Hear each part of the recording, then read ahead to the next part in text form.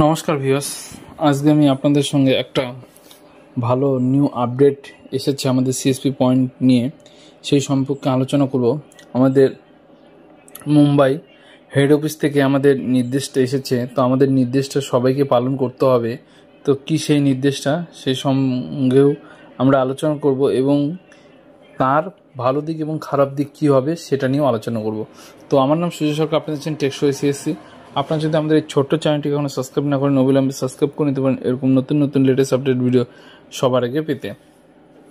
তো গাইস, আমাদেরকে এখন ব্যাংক মিত্র কিংবা সিএসপি পয়েন্ট চালাতে হলে আমাদেরকে এখন জিপিএস দিয়ে কাজ করতে হবে এবং আপনারা যে সমস্ত জায়গায় আপনাদের লোকেশন, সেই সমস্ত জায়গার মধ্যে আপনাদের থাকতে হবে।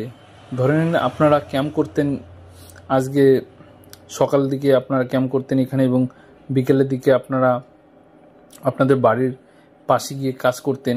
তো সেরকম বোধহয় সিস্টেম এখন আর হবে না, তো পরিবর্তন হতে চলেছে। আপনারা 1 থেকে 2 কিলোমিটারের মধ্যে হয়ে থাকলে আপনারা হয়তো কাজ করতে পারবেন।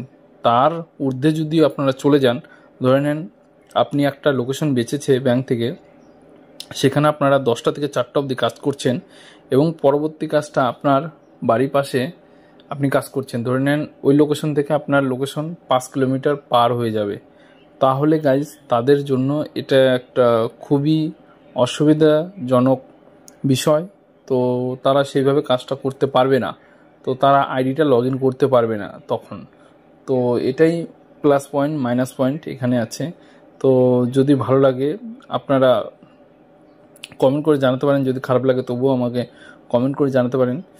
এর সলিউশন এখন নেই, সব ব্যাংকেই সেম এরকম দেখতে পাচ্ছেন জিপিএস সিস্টেমগুলো এগুলো চলে এসেছে। তো আমাদের হেড অফিস থেকে কী এসেছে সেটা আপনাদের দেখিয়ে দিই।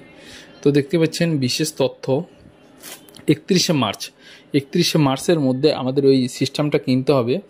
এর মধ্যে সমস্ত ব্যাংক মিত্রের সিস্টেম একটি জিপিএস ডিভাইস ইনস্টল করতে হবে। তো আপনাদের বললাম 31শে মার্চের মধ্যে আমাদের জিপিএস ডিভাইসটা ইনস্টল করতে হবে, যেটি সমস্ত ব্যাংক মিত্রের জন্য বাধ্যতামূলক।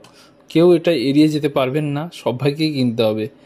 সেই ডিভাইস ছাড়া আধার ইপিএসের মাধ্যমে লেনদেন না হলে বন্ধ হয়ে যাবে। তো দেখতে পাচ্ছেন আপনারা যদি ওই ডিভাইসটা না কেনেন 31শে মার্চের মধ্যে, তো আপনাদের লেনদেনটা বন্ধ হয়ে যাবে, যার মূল্য ব্যাংক 4200 টাকা নির্ধারণ করেছে।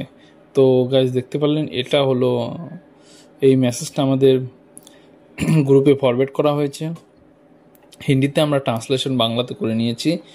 তো আপনাদেরকে অবশ্যই করতে হবে, এটা বাধ্যতামূলক, না হলে আপনারা কাজ করতে পারবেন না। এবং আপডেটটা সব সিএসপি বিসি ভাইরা